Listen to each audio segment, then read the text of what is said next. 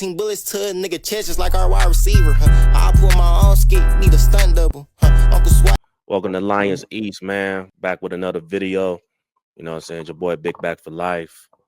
And your guy Mustard, I was almost early. Yeah. Good job. But yeah, man, make sure y'all like the video, share the video, man. We're going to keep growing, man. And yeah, it's a lot going on when it comes to the Lions. First thing first, the Lions finally got an offensive coordinator. They hired Drew Petzing from the Arizona Cardinals. He was an offensive coordinator from the Arizona Cardinals for 2 seasons. Well, it was a 3 season. I think 3 seasons. I think it was three. I made a little video explaining my thoughts, how I feel about it. You know, when I first heard it, I was kind of shocked, only because I didn't, know who he was. This wasn't a guy, they reported that, it was an option for us to hire him as an OC. And I ain't know how I feel about him coming from the Cardinals. So, but, once I did my research on the guy, it was some things that I seen. I was like, okay, it makes sense why they hired him. I definitely think he's going to help bring back that running game because he got a good running scheme. I feel like he helped develop some players as well, like Trey McBride, the tight end. So if I'm Sam Laporta, Brock Wright, I'm very excited about that. And, I feel like everything, the struggles that the Cardinals had to deal with wasn't all Coach Petzing's fault. They were dealing with injuries. They lose. They started running back, Connor.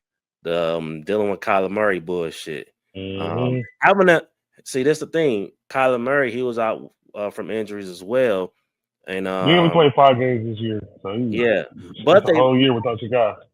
I felt like he did a good job, having a backup. Who was a backup? Oh, yeah. Jacoby Brissett, bro, a professional. He come from that Patriots background. They prepared, man. Solid backup. So it was a time the Cardinals they was looking. It was once upon a time they were looking to have a playoff push. Oh, you know what I'm saying? They was in a mix, but within his tenure, they were a decent team. But I feel like this is a risky hire for Dan because now look, bro, this have to work, especially what happened to John Morton.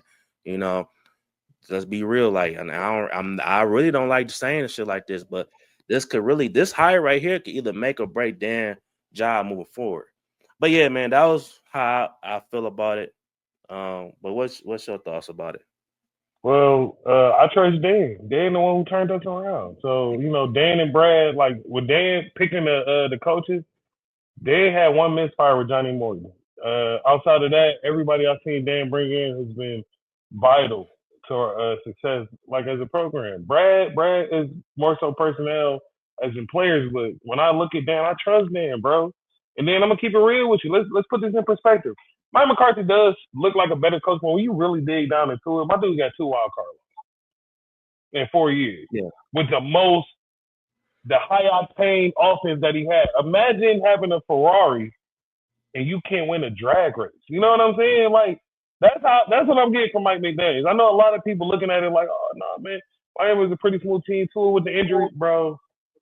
We talking about speed on speed on speed, bro. Miami's offense was almost instantaneous. Their offense was damn near as potent as ours. The only thing that we had that Miami didn't have is we had possession guys like Amon St. Brown versus the speed guys.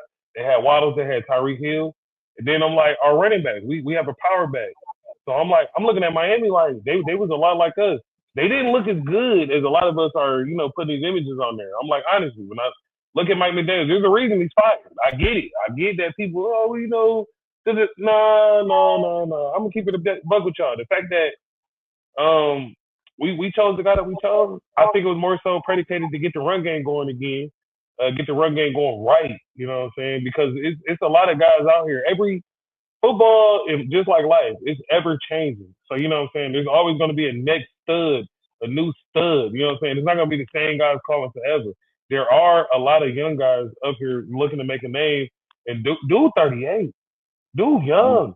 Yeah, dude young. And the crazy thing about the Lions coaches is, we've had 3 offensive coordinators in the last 2 years get interviewed for head coaching jobs. We lost 2 of them last year, you know what I'm saying? But Calvin Shepard you know what I'm saying, with the bare minimum defense that he had, he was able to get an interview. And that speaks volumes to the type of team and the type of coaches that we have here. So when I'm looking at this new guy, I'm looking at certain things. Like my main thing is this. We need somebody to revive the run game. We need somebody who understands what type of personnel we have in there as far as like pass blocking. Because if we cannot get those pieces, we're going to have to create schemes that give our guys like certain advantages. Now, I think that's where Ben Johnson was so special at, creating blocking schemes, getting receivers to block, getting running backs to block and pass protection, blocking good. Because David Montgomery is a great pass blocker. And you know what I'm saying? Like we got J-Mo, who's a great run blocker. So those two guys, like they benefit each other. We gotta find a guy who can get those pieces activated. And maybe this guy's it, man. And like I said, he's a running coach, bro. And if you look at his last quarterback, it was Kyler Murray. So I'm like, even with that, Kyler Murray is a great guy. Now, this was the coach. This is one of the coaches. No. With Kyler Murray, this is my thing with Kyler Murray. My biggest issue with Kyler Murray is focus. Kyler Murray's not a focused guy. Right? He lost money on an incentive because he refused to open his playbook. My nigga. And I'm going to keep it real. I don't even think he's as injury prone as everybody makes it out to be. The rumors is, the funny thing is, like, everybody got this thing where they say every time a new Call of Duty drops, Kyler Murray get hurt. I don't think he's vested in football like that. So now he has a quarterback, a team full of, like, literally veterans who've won playoff games, who've had success at some level. Now he gets to come in and coach us. I think this would be a great move, and it's a refreshing move. You know what I'm saying? It's not like we might not have got the guy that we was aiming for, but we probably got the guy we needed, man. And I trust Dan making decisions. Like if I don't trust nobody on that team, I trust Dan. I trust Dan, bro. Like we gotta trust Dan. We gotta let Dan do his thing because what's gonna happen is, you know, we're gonna lose momentum. Honestly, if we start making a lot of moves that the people want us to make, as far as like going at the coaches, putting all our resources on there. Imagine if we would have went gung ho and offered Mike McDaniels that full contract, you know what I'm saying, and he still leaves them or whatever they did for him. Like honestly, and I think this will be a loss on Mike McDaniels. I think this is going to come back and bite Mike McDaniels in the ass. Like I said, three of our last four coordinators have interviewed for head coaching jobs. Two of them got hired. One of them did. He's going to return back. Calvin Shepard's coming back. So I think that Mike McDaniels really missed out on a big opportunity. I get that the Chargers had some success, but one thing I've seen in the Chargers, just like us, that line is not there. Yeah. Defense is okay. The line not there. No rushing game. Keenan Allen's getting old. I'm surprised he even came back to that motherfucker. Like y'all don't have a lot of targets. Like I feel like he made a mistake. Well, they got a target. Hot weather guy, huh? They got targets. They got some, but they ain't got the guys we got. They ain't got the guys we got. They don't have that. So literally, I think he's a hot weather guy. I ain't even mad at him neither, man. I mean, shit, you going to play under Coach Jim Harbaugh? That's another great head coach. You know what I'm saying? I know he's not everybody's favorite, but I like Jim Harbaugh. You know what I'm saying? He's shown success, NFL, college, high school. I'm like, that's a football mindset. So, but I think the guy that we got, I think we got him for a reason. I hope that our running game benefits from him. That's the main thing we need. I hope that our pass blocking is replenished by him if we're not able to go out there and get those guys. And I hope he understands, you know, the RPOs and the spread offense that we like to run, the things that made us so successful. You know what I'm saying? We don't need, you know what I'm saying, like certain type of big names or whatever. We just need guys who understand where we are. And that's our philosophy. So Johnny Morton didn't. Maybe Dog will. And I'm going to figure out how to say his name because it's Presti. Pesty. I think it's Pesty. Pesty. Ain't there an R in that motherfucker? Petzing. Petzing. Petzing. Oh, okay. Petzing. All right, it's all good. Hey, do good. Yeah. We know how to say it, spell it, say that motherfucker reverse, say it Spanish. Get good, man. We'll figure out your name. Antetokounmpo. Dirk Nowitzki. We'll figure it out. Get good at something. We'll get it right. So, no, I think this is a great move. And it's refreshing, bro. It's refreshing, bro. We get new talent here. We get new talent, bro. I love it, bro, because you never know what you're going to get. We didn't know Ben Johnson was going to be that nigga. I see people going back and forth about this offensive coordinator shit, right? But I tell people, look, don't get distracted, bro, because, you know, Because at the end of the day, I don't give a damn who's the offensive coordinator. It still boils down to Brad. Yeah. All right. I'm on this nigga head, bro. I don't care, bro. Like, Yeah. it still boils down to Brad to make the right moves this offseason to draft. You got to bring in players so Drew Petzing could be successful. You know what I'm saying? Or we're going to have another situation that he did in fucking Arizona. You know, which I don't think that's going to happen regardless. But hell no, bro. Not and this is why I'm like, niggas got to watch football, bro. Not with Jared Goff.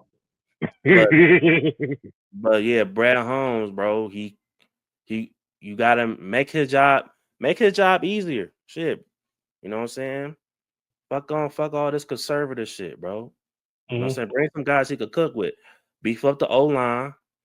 You know what I'm saying? I feel like when it comes to edge rusher, it's kind of like it is what it is with that, because our time trying to get an edge rusher, I think that's over only because we need so many players like on this team now. Like, yeah.